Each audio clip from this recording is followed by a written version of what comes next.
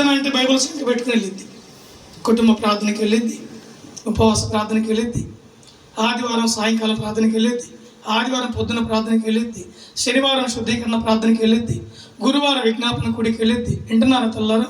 కాస్త కొంచెం అర్థం చేసుకోండి. ఇంత భక్తి జీవితం చేసినటువంటి తల్లి మధ్యరాత్రి 12 గంటలు నిద్రపోయింది.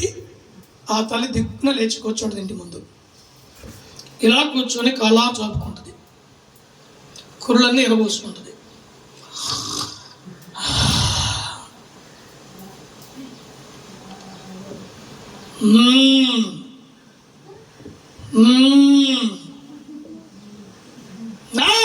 అనే వరకు భర్త అక్కడ వెలిగిపోయి లెగిస్తాడు, పిల్లలు నిద్రపోకుండా లెగిస్తారు. ఎందుకంటే 12 నుంచి 2 గంటల దగ్గర నిద్ర పట్టదు. ఎందుకని? ఒక దురాత్మ ఆవరించింది. ఆ దురాత్మ ఎందుకని పోవట్లేదు? ప్రతి ప్రార్థనకు పోయింది. ప్రార్థన పర్వాలేగా, పరిశుద్ధ గ్రంథం చంక పెట్టుకుని వెళ్ళిద్దిగా, పాస్టర్ గారు ప్రార్థన చేస్తారుగా, సేవకులు ప్రార్థన చేస్తారుగా, దేవుని సంఘ బిడ్డలు కూడా ప్రార్థన చేస్తారు. ఎందుకు పోవట్లేదు? కృపావరముల విషయంలో ఆసక్తి చూపట్లేదు. అర్థమవుతున్న తెల్లారా? ఇప్పుడు కృపావరములు పొందుకోండి అమ్మ అంటే మీరు ఏదో అంగట్లోకి పోయి కొనుక్కొచ్చుకునేది కాదు. మనం ఒక బల్లాపల్లి కొట్ట దగ్గరికి వెళ్ళి ఒక 100-200 పెడితే వచ్చేటి కావాలి.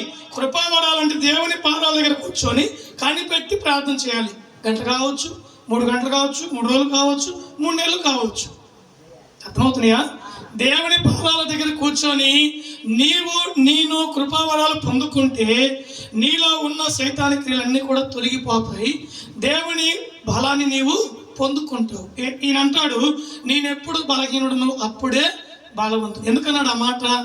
ఈరోజు శరీరం అందు నాకు అలసటగా ఉంది, ఆరోగ్యం బాగలేదు, నేను పని చేయలేను, ఊరి ప్రయాణం వెళ్ళలేను, ఒకరితో మాట్లాడలేను, బలహీనంగా ఉన్నాను.